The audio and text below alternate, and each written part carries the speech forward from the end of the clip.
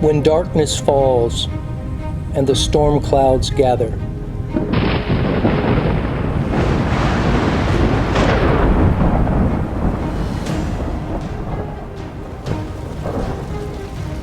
when the fiery trials threaten to leave nothing but ashes, the real question in life is not why do the righteous suffer, but how should the righteous suffer?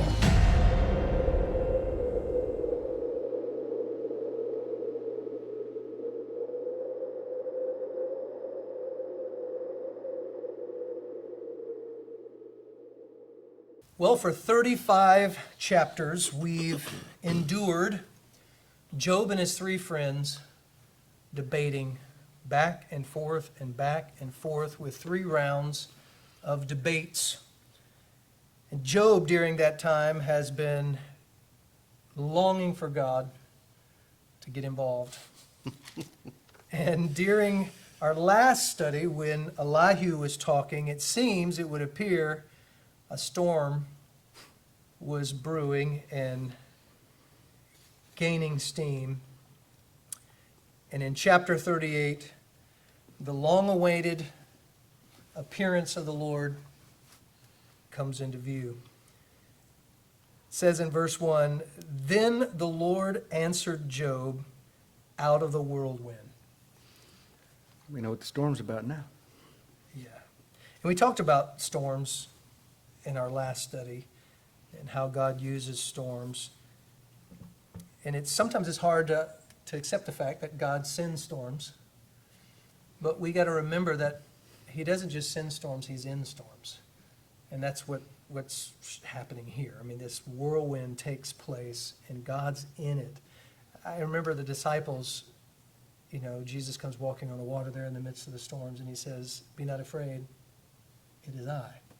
I'm here." And so he shows up in this.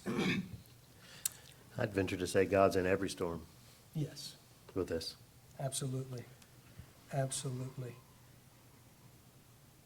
And then he speaks, he says, "Who is this that darkeneth counsel by words without knowledge?"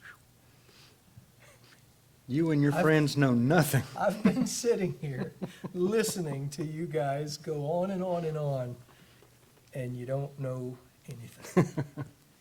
And then in verse 3 it says, "Gird up now thy loins like a man, for I will demand of thee, answer thou me." For God to say, put your big boy britches on. Stand up straight like a man. That's something right there. That's something you don't want to have to hear, right? But that's where Job finds himself. I'm done hearing your whining. Be a man. Let's have a conversation if you want to talk about it. Well, yeah, and Job, naturally, has been asking, he's been wanting, if I could just get before him. If I could get before him, I could make my case. We could settle this. We could figure this whole thing out. And he's got all these questions, why? And now God shows up. And the interesting thing about this book for me is God never answers Job's questions, which to the flesh is frustrating. Mm-hmm. Because we want answers. We almost demand answers. The secret things belong to the Lord our God, Deuteronomy 29:29. Proverbs says, it's the glory of God to conceal a matter, and the glory of kings to search it out. And it's interesting how God responds. 77 questions follow at this point. It's question after question after question after question after question. It's just God just boom, boom, rapid fire, question for Job. I heard a neat outline. In chapter 38, it's as if God's saying, "Can you explain creation?" In chapter 39, "Can you maintain creation?" And then 40 and 41, "Can you tame creation?" You know, I'm going to ask you these questions, and, you know, you're so smart, you're so wise, you guys have this all figured out. Let's put you to the test. Let's see how smart you are. And he begins by saying, where wast thou when I laid the foundations of the earth? Declare if thou hast understanding. Who hath laid the measurement thereof, if thou knowest? Or who hath stretched the line upon it? Whereupon are the foundations thereof fastened? Or who laid the cornerstone thereof? When the morning stars sang together, and all the sons of God shouted for joy. Where were you, Job, when I created the earth? How big is it? What is it resting on? Explain gravitation to me, the whole gravitational pull. Explain all of this to me. Oh, and by the way, I created man after I did all this. You're a Johnny-come-lately, but you act like you got it all figured out. So tell me about this. You know, and I'm not so sure that God is angry in this as much as he's trying once again in his loving grace to get Job to realize you don't know what you don't know. And not only Job, Well, yeah. because his friends are still sitting there. Yeah. Yeah, there's two certainties in the universe. There is a God, number one, and I'm not him, number two. And the sooner I learned that, I think you shared that. Was it a guy that counseled you one time, or when you got saved or something, you were like, the world don't revolve around you Yeah. or something like No, that? it was a friend before I got saved said, the world doesn't revolve. It was just that plain and simple, and I'll never forget those words. It was right at a moment when I was whining about something and just on and on. And they said, Victor, the world does not revolve around you. It was like, huh. It was amazing. First time I ever heard that. But what I will say is I hear that when I read, and I have to refer back to the very first words of the Bible, in the beginning, God. Mm-hmm. Because that's where the buck stops. No matter how unfair or how challenged you are with something in life, you always got to go back to there. In the beginning, God. And that means he was there before the beginning. Created the heaven and earth. That's true. And when I go back to Genesis and think about that, and I know we've talked about that a lot through the years, over and over again, it was good, it was good, it was good, it was good. And so when we're in a bad place, when we're struggling, when things aren't going the way that we want, it does start with God. If there's going to be a change, if there is going to be a new beginning, and if it is going to be good, God's going to have to do it. Or it's not going to be done.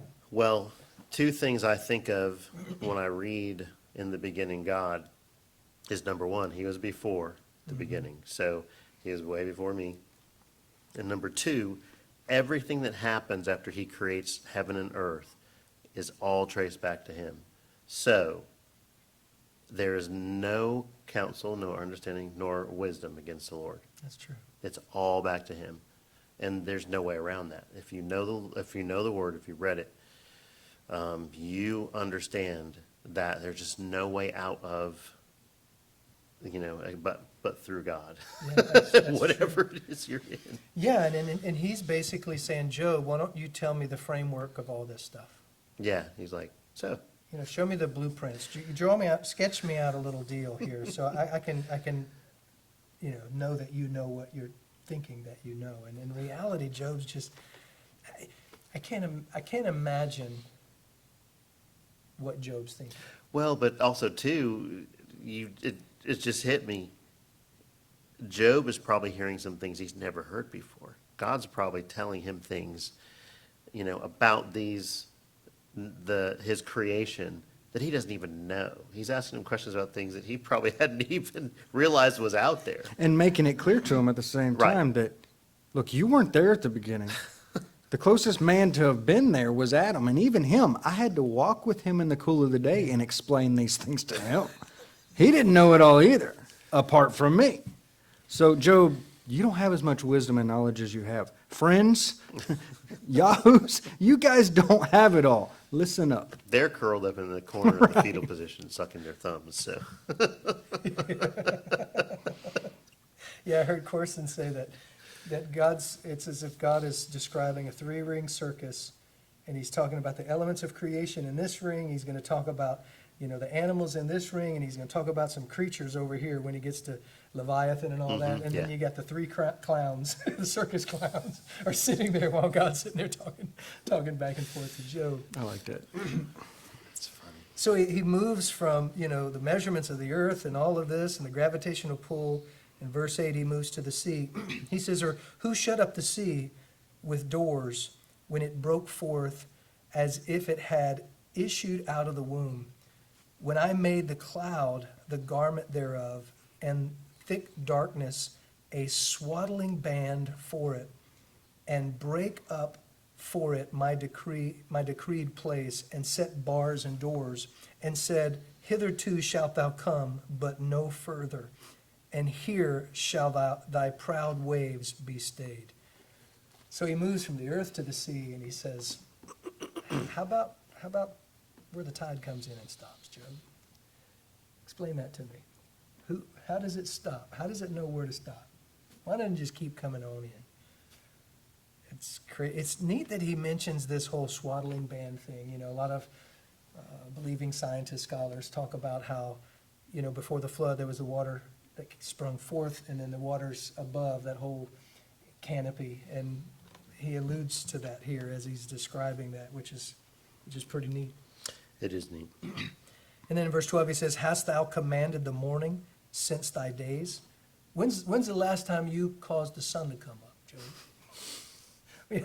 Yeah, tell me about that sunrise that you made, and caused the dayspring to know his place, that it might take hold on the ends of the earth, that the wicked might be shaken out of it. It is turned as clay to the seal, and thy stand as a garment. And from the wicked their light is withholden, and the high arm shall be broken. I think about this morning and that he's talking about, and we know Lamentation says God's mercy is new every morning. And every one of those mornings, he's having to remind Job, you had nothing to do with that. Nothing. I think James kind of alludes to that when he says, go to now, ye that say, today and tomorrow we're going to go in this city, we're going to do that, we're going to buy and sell, we're going to get gain. He says, you're in no control over tomorrow. It's like the rich man who built bigger barns. Yeah. He's Yeah, like, he thy says, fool, you fool, you're not your going to soul wake will up be tomorrow. required of this very night. Oh, wow. Verse 16, he says, hast thou entered into the springs of the sea, or hast thou walked in the search of the depth? Have the gates of death been opened unto thee? Hast thou seen the doors of the shadows of death? Hast thou perceived the breadth of the earth? Declare if thou knowest it all. Speak up, know it all. Let me hear you, big man. It is interesting in verse 17. I heard this today. A lot of what we call cults who take scriptures from Job and talk about soul sleep and all of this stuff without taking into account this is Hebrew poetry. These are men who are Yeah. talking. This is not God-given doctrine. God corrects some of that. Yeah. I never thought about this, so I'm glad I heard this, because in the future, if I remember talking to Jehovah's Witness or Seventh-day Adventists or whoever, and we're having this discussion, and they want to take you to Job to show you those verses, after you die, that's the end and all this. God, it's almost as if God is correcting these guys with this verse. I've heard everything you talked about. Have you been to the gates of death or the doors of the shadow of death? You're talking about stuff you don't know anything. Right. How do you know about what happens after death? Job, you're sitting here talking like you guys know this. He says, They are. Huh? They are clearly just spouting off. Yeah. Like they know, like they were the ones that even created these, and yes, they did create these imaginations in their That's brain right. that weren't even close to. Yeah. And then in 19, he starts talking about light. He says, where is the way where light dwelleth? And as the darkness, where is the place thereof? That's just mind-blowing. I was thinking, when I was reading this, thinking about the light switch. Right. And you go, click. Where'd it go? Where'd it go? I can flip the switch. I can tell you when the light's on and when the light's off. But God's saying, where's it go, Job? Which he didn't have light switches. But it's just, I can imagine him just sitting there listening to this. What about the light switch in your house that doesn't turn anything on and off? I don't know what Secret causes things- that either. Secret I things gotta belong call to the Lord. electrician. Oh, man. He says that thou shouldest take it to the bound thereof, and that thou shouldest know the pass to the house thereof. Knowest thou it because thou wast then born, or because the number of thy days is great? Do you know all of this stuff because you're so old, Job? Or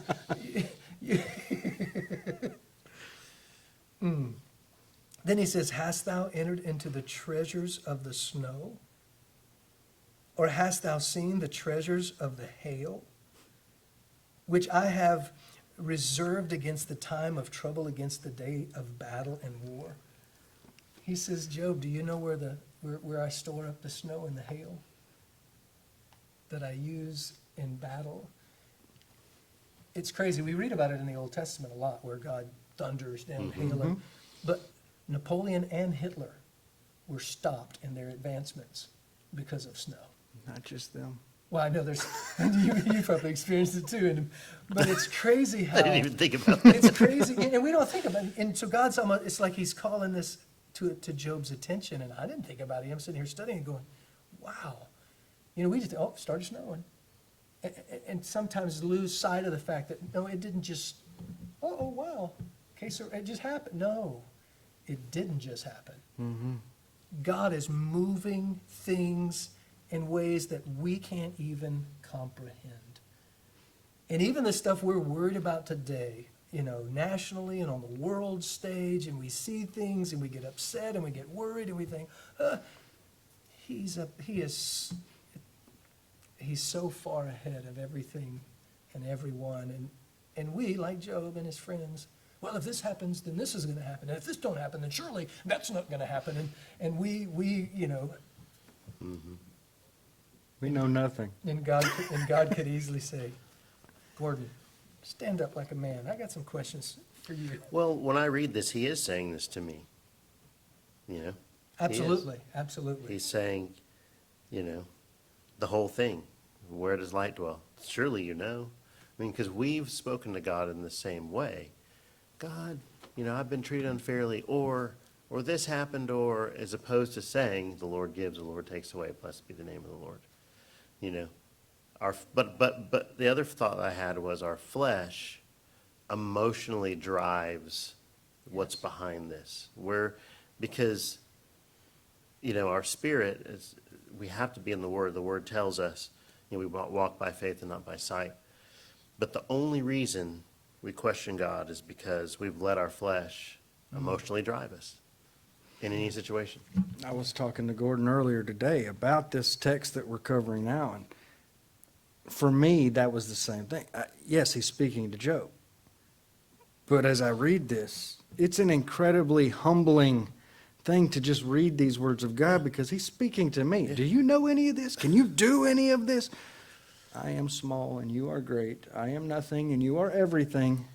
We have to come to that place. Otherwise, Yep. it's not, we get lost in our pride. We get lost in our own ideas of Yeah. what all we know and, you know, what we can make happen tomorrow, or God, you're in control. Absolutely. Of the basic of things, my next breath. Even that. When I crawl up in the bed tonight, if I live that long, cover up, fluff the pillow, I have zero control of waking myself up the next morning. Yeah. That's, Think about this, though. That's totally, yeah, that's it. But what is mind-blowing to me the other day, I remembered something that I was supposed to do. I didn't set an alarm. I didn't, you know, and there's just, oh, yeah, that's right, I got to do that. And the thought hit me, how did you remember Where did that? that come from? well, How did you remember that? Because we do it all the time. Yeah, Right. Who We- talked about we- that in our we- last study, where he's like, hey, where God speaks to you in your dreams, and he gives you intuitions, and he you know, we think, oh, I remembered that. I remember one time I was teaching, and man, God just, he dealt with me severely, because I was saying something about something and remembering Scripture. And as soon as I did, the Holy Spirit reminded me of what Jesus said, that the Comforter will bring back to your remembrance. That's Yeah. right. And it was like, I could hardly finish the message. And for days, it was like, Lord, forgive me for taking credit for what only your Holy Spirit can do in my life. Yes. I'm not memorizing Scripture. Yeah. I'm not remembering a Scripture. That, like you just said, that, Yeah. I didn't do that. Right, and I thanked the Lord as soon as that thought hit my brain, and it was like, you know what, God put that, it was something I should have remembered, and even when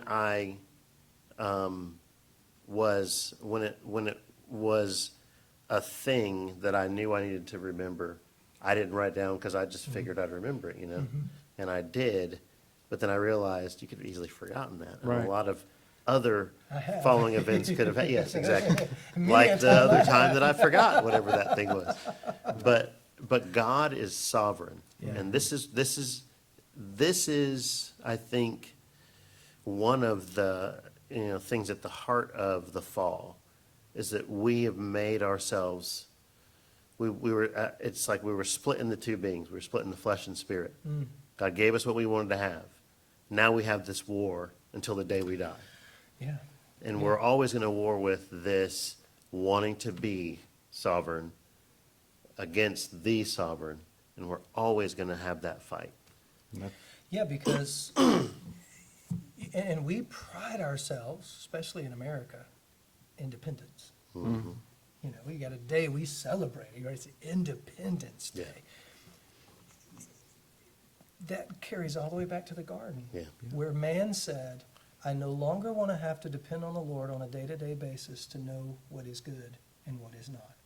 God told Adam what is good. Mm-hmm. Everything's here is good except for that right there. Stay away from that right there. That's bad. Don't eat that. And the temptation was, wait a minute, you're going to be like God. You can bypass that. There's a way around that to know good and evil for yourself. And salvation is coming back to an independence. Not independence, but being independent of. I was listening to a message the other day in 2 Samuel where the Philistines gathered against David, and David goes to the Lord and he says, Shall I Yeah. go against the Philistines? He said, yeah. He says, will I overtake them? God says, you sure will. And he went in there and he whooped them and everything was great. And then it says they came back again. And David could have easily have said, hey, Did it once, God's I'll already do it told me I again. could whoop them, so I'm going to go whoop them again. But God says, you will not go up against them. You're going to go around them, behind them. And when you hear a sound of the goings in the mulberry trees, then you go. And it was just this reminder of how I should daily, continually, at all times be asking, Lord, you know, I don't know. Give me wisdom, lead me, guide me, direct me. Unless you do, I don't know. It's not good enough for me to say, well, yesterday I did it this way. So I'm just going to do it this way, like. As David found out. Like Samuel, I shook myself like times, not Samuel, Samson. Samson shook himself like the time before, and oops. Didn't work. Or what about when they went up against AI? With Joshua. We can get these guys. Don't send all the guys. This is a small little town. We can take these guys out. They come running back with their tails between their legs. And then, hey, there was another time where God tells a man, stand up. Because Joshua's whining and moaning, and he says, stand up like a man. Yeah, There's sin in the camp. You got to deal with it. yeah. It's like all of this. Yeah, It's- but It's God saying exactly what we've been talking about, what you shared with us. He's got to shake the nonsense out Yeah. in order to get Job and all these guys to where, and us, Yeah. to where we need to be to recognize He alone is sovereign, He alone is powerful. And that's seeking him, real quick, that's seeking him daily is leaning not into your understanding. Yeah. All right. Trusting in him with all your heart. But that, you have to practice that because the flesh is strong and it's fighting and it's just daily. Yeah, when we're asking the wrong questions, God ends up having to ask us questions that we can't answer. Mind blown. And with Adam, God says, where are you? He sought something that he wasn't supposed to seek. He was doing something he shouldn't be doing, and God shows up and says, where are you?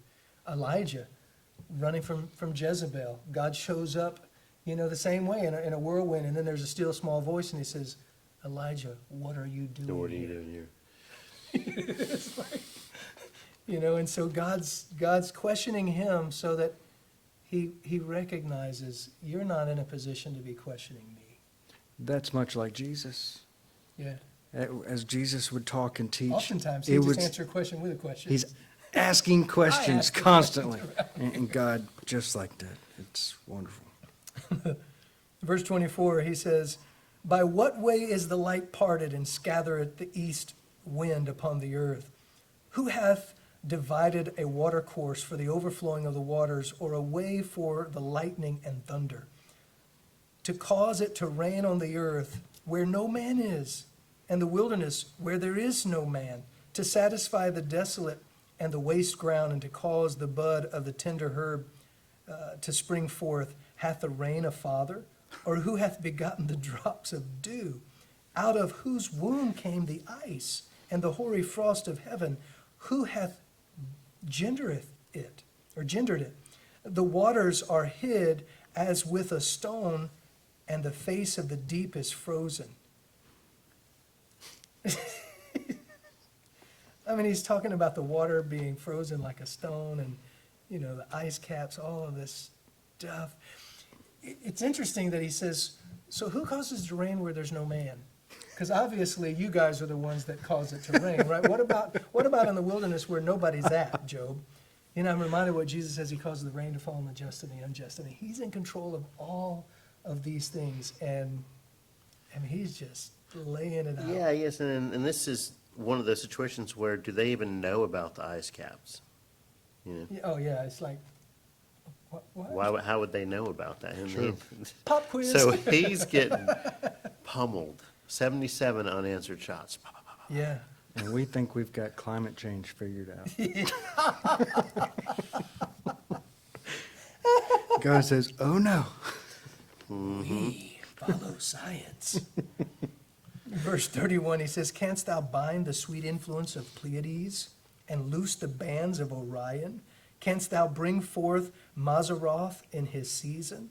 Or canst thou guide Arcturus with his sons? Knowest thou the ordinances of heaven? Canst thou set the dominion thereof in the earth?" So he's talking about stars. Yeah. Yeah, the Mazzaroth is like the Hebrew zodiac, which is pretty crazy if you... I watched a video, it's been years ago, the Star of Bethlehem, and they go into all of this stuff, and you think about all the different zodiac signs and how they point to really the Lord. The heavens declare the glory, not from like astrology like people Yeah. think today, but you have all of these things in heaven are saying, hey, look to the Lord, look to the Lord. Don't look to me, look past me. I'm just telling you about him. But he's asking about all of these things. He says, "Canst thou lift up the voice of the clouds, that abundance of waters may cover thee? And you call down rain? Canst thou send lightnings, and that they may go and say unto thee, here we are?" That's great. Yeah, can you just say, hey, I need to, we watch shows and video games where God actually does that. I mean, he's like, I want lightning to strike right there. Okay, you strike right there.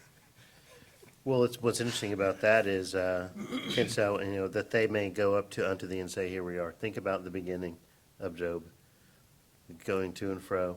Oh. Yeah. And then he's like, so what's been going on? Lightning stands before him just like that. Yeah. Where do you want us to go? Yeah, and we worry about, I mean, when I'm reading through this, I'm thinking, and the things that I actually worry about. I mean, God's talking on a level that we can't even comprehend, his control and his sovereignty. That one little raindrop, God controls it. That one. Yeah. And here I'm worried about. Every drop, every strike of lightning, every clap of thunder, they all obey him. Well, another thing just hit me. Because Satan couldn't even use any Nope, of this couldn't. stuff, right? No. He Couldn't used do a it. lot Couldn't. of this Couldn't stuff. do it. And it wasn't until God says, okay, I'll give you permission to do this, Now. and that. Well, here's two things that just hit me after you said that. Number one, this is dumbed down for us. Oh, absolutely. Oh, yeah. I mean, God this could is- just, This is he just kindergarten. blow our mind. But the other thing is, this is crazy. Satan, did his big stuff in the beginning. Remember? Yeah. But then God allowed his friends to come along. And he did better than Satan could do challenging Job. You're right. Yeah. Satan's like, naked I came from my mom's womb, naked I'll return. Blessed be the name of the Lord after all that. And then he's like, all right, friends. And then Job is like, oh my gosh, you miserable comforters. When will you shut up? Oh, wow. Satan couldn't defeat him, Couldn't do it. but God could God humble brought him right to where he needed to be. Oh, man. Yeah, he says, who hath put wisdom in the inward parts? Or who hath given understanding to the heart? That's kind of like what you were saying. I remembered something, Yeah. you know. Who can number the clouds in wisdom? Or who can stay the bottles of heaven? When the dust groweth into hardness and the clods cleave fast together, wilt thou hunt the prey for the lion? I mean, we're getting into some minute the deer that shows up at the right place at the right time so that the lion sees the deer and gets the deer. That's takeout. I mean, God has orchestrated that. We watch it and people are like, oh, you know, poor, run, little. I remember my grandmother used to like, no, he's going to get him. He's gonna. God allowed that to take place. Without that, the lion couldn't, he'd starve to death. Right. I'm going to get in trouble for telling this story, but I'm going to tell it because this is exactly what we're talking about. So, my wife and daughter had these, I think they're called chrysalis butterflies, you know. Mm-hmm. So they did all this. They sat in this jar and watched it go from the whole deal. And then at the big reveal, we're going to take it out. We're going to set it free, right? So it goes free. It lands on a plant in the backyard, right next to a lizard. Zip. The lizard eats the butterfly, and not even a second after it flies its first flight. Zomp. And they're like, oh my gosh, no. How could that happen? God had them raise that little dinner For that for lizard. that little lizard. And he was just sitting there, butterfly comes along, zip, just like that. Oh, That's wild. I'm in so much trouble right now, but that had to be shared. When they crouch in their dens and abide in the covert to lie in wait. And then he says, who provideth for the raven his food? When his young ones cry unto God, they wander for lack of meat. God fed Elijah with the ravens. And based on what God is saying, we know that God fed Elijah. yeah. Because God feeds the raven. He just used the raven. You know, I've a few times, I remember one time I was sitting in a parking lot, I don't know where, I was at some department store, a grocery store or something, but you know, you see all these little sparrows always hopping underneath the cars, running here and there. Yeah. And I'm sitting here thinking, these are people coming out of the store, eating a cookie or chips and pieces fall. And every one of those, we don't even think about it. Crumbs fall, all of this stuff falls, bread falls. And God's using every bit of that to feed the sparrows. And Jesus talks about it. He tells us, he's like, consider the sparrows, guys. So Jesus is even trying to do with his disciples what God's doing with Job. You need to step back and look at this big picture. And it's easy. I know when I get into troubles, I get tunnel vision. And you just kind of and no doubt that's where Job's been for 35 chapters. He's just been focused where he was at. And he's lost sight of everything that's happening around him. And God is orchestrating all of that.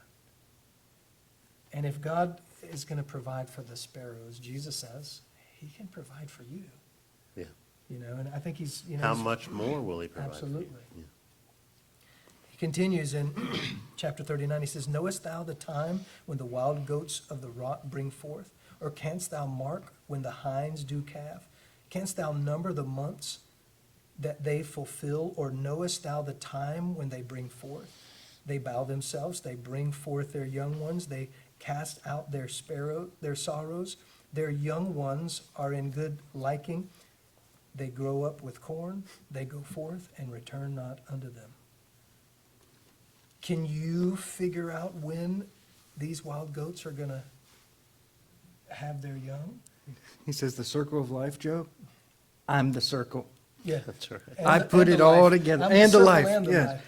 You know, when I read this, I was thinking of, we hunt and we think about the rut. And every year we know the rut's gonna come in, but we don't know when it's gonna come in. Right. We don't even know when it's gonna happen until we see deer acting stupid and chasing other deer around and doing dumb things. God knows all of that. Uh-huh. And it's like, we're sitting there, when the rut's gonna come in, when the rut's gonna come in? You were looking for scrapes, and we're looking for this, and we're looking for rubs, Yeah. and we're doing our very best to figure it out. God is orchestrating all of that. And he still provides the deer for you. Yeah. It's crazy. Who hath sent the wild ass free? Or who hath loosed the bands of the wild ass? Whose house I have made the wilderness, and the barren land his dwellings. He scorneth the multitude of the city, neither regardeth he the crying of the driver. The range of the mountains is his pasture, and he searcheth after every green thing. He says, when you think about the donkey, as stubborn as he is, you're not in control of him. Mm-hmm. Even the ones that you do control, you're driving, he's like, he's just stubborn. I wonder if it's almost like God is saying, if you can't control the donkey, why do you think you're in control of anything? Even yourself. Yeah. I mean, I'm in control. You're Right. not. And what happens? It should be a no-brainer that he's not in control in this situation. Oh, Yeah, he's for real. lost all control. Oh, and if God is saying, and how do you think you can control me? Look at So you. it's like you're saying, You're sitting why in a haven't you pile done of this, ashes. or why haven't you done this, or where is God? Why is he not answering? What? Really, Job? I mean, you can't even make the donkey do what you want him to do, and you're going to think you can. You know, and life is like this donkey, the idea that the donkey, eventually you get it to work.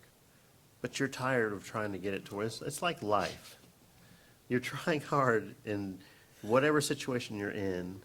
It's almost completely out of your hands. It finally works.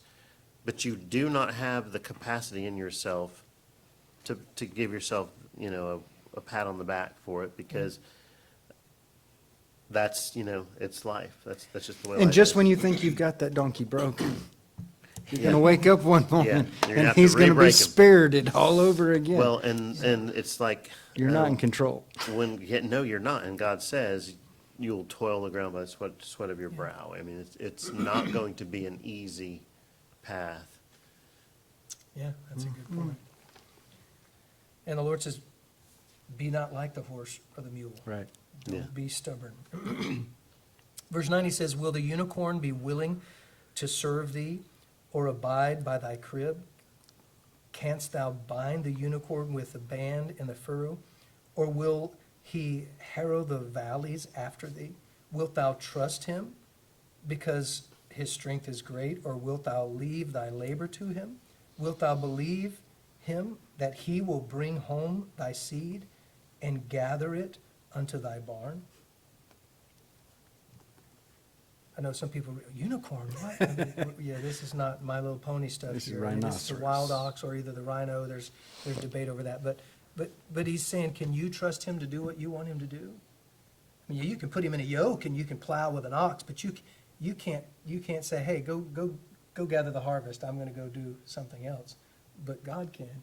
I'm reminded of, I forget, I think, it's in, it's in Judges, where the ark is taken, and after, God just judges all the Philistines, they send it back, and they put it on this Yeah. cart, and they put this cow, or, they're pulling it, and they're like, well, if it goes where it's supposed to go, then we'll know God's in this. If it just wanders anywhere, we'll know, well, it was just by chance. And they even took away the Yeah. calf of it. Yeah. And the calf's bellowing, and the mama's instinct, and Straight God's ahead. just sending it right where That was it pretty needs, wise. needs to be. And then it's almost like God's going to get funny with it. He says, gavest thou the goodly wings unto the peacocks? Which is interesting because peacocks really can't fly. Mhm. They could go for a little distance. They're more like kind of run, hop, and kind of. But they sure are pretty. But God put all of this time and effort in these beautiful wings, and they don't even fly. And we would look at that and go, well, that doesn't make sense to us. But he's the master designer. He knows exactly why he did that. And We can't figure, to me, in my little pea brain, I'm going, well, yeah, that's, why? Why not put beautiful wings on something that we can see up there? well, I think the answer is in the design of the animal. We're talking about it, right? Mm-hmm. And we're saying it has beautiful wings. If we couldn't get close to it, we wouldn't know how beautiful those wings were. I mean, That's a good, yeah. you know, that's used for logos for businesses and different things like that. I mean, the bird is a famed bird. Right. Probably more famed than a lot of other birds. You know, Yeah. And then he says, or how about the wings and the feathers of the ostrich, which leaveth her eggs in the earth, and warmeth them in dust, and forgetteth that the foot may crush them, or that the wild beast may break them. She is hardened against her young ones, as though they were not hers. Her labor is vain without fear, because God hath deprived her of wisdom, neither hath he imparted to her understanding. She lays the eggs, she puts them in the dust, she walks off and forgets all about them. And we look at that and go, oh, that doesn't make sense. What? It's his design. He's the one that did that. He's the one that caused it to be the way that it is. But then he says this, verse 18, he says, but what time she lifteth up herself on high, she scorneth the horse and his rider. Yeah, she can't fly, and she'll lay her eggs and walk off and leave them, but man, oh man, you watch her, she'll take off running, and you can't catch her on don't the get in a horse. foot race with it. But, he's talking about these things as if, from his perspective, he's saying, this is small stuff, Job. And you guys think you have me figured out. He says, hast thou given the horse strength? Hast thou clothed his neck with thunder? Canst thou make him afraid as a grasshopper? The glory of his nostrils is terrible. He paweth in the valley and rejoiceth in his strength. He goeth on to meet the armed men. He mocketh at fear and is not affrighted. Neither turneth he back from the sword. The quiver rattleth against him, the glittering spear and the shield.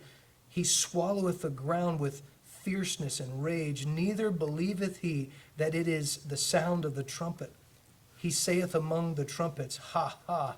And he smelleth the battle afar off, the thunder of the captains and the shouting. Do you, Job, give him that boldness? Yeah, the battle horse just, in the face of all of that, he just charges right in. You think about even into recent history, we use horses for war horses, and just how brave the horse is. Like God's saying here, he goes, and you didn't have anything to do with that. Yeah, the soldier on his back is terrified. Scared to death. He's Well- running in there. He sees the enemy coming, Yeah. and the horse is just. And how many stories do we have in our archives where riderless horses would still just go on into battle carrying equipment and stuff, and some of them make multiple trips back and forth in the heat of the fight, and nobody on their back.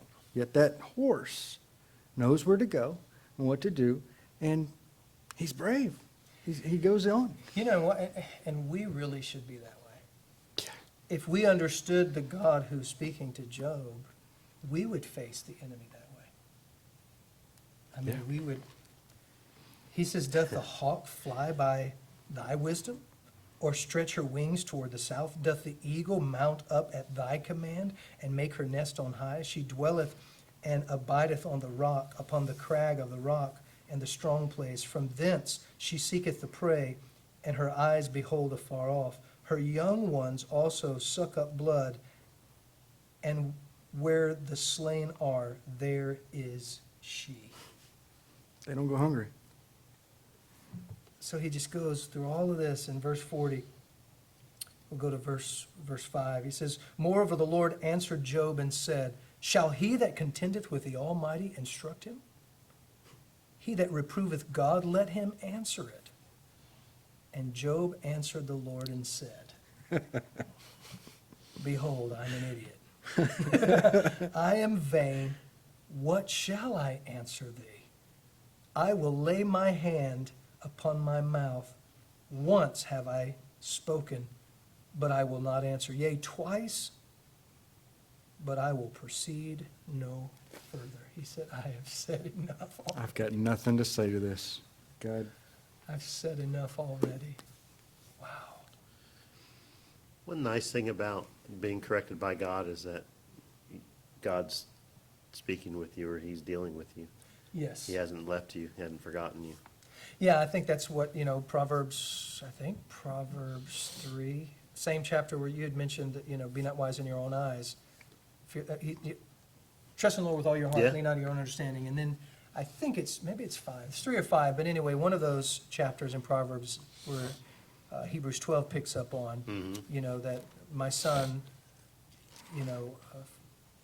don't despise Don't despise the chastening of the Lord, yeah. nor be weary of his correction, because he chastens whom he loves. Yeah.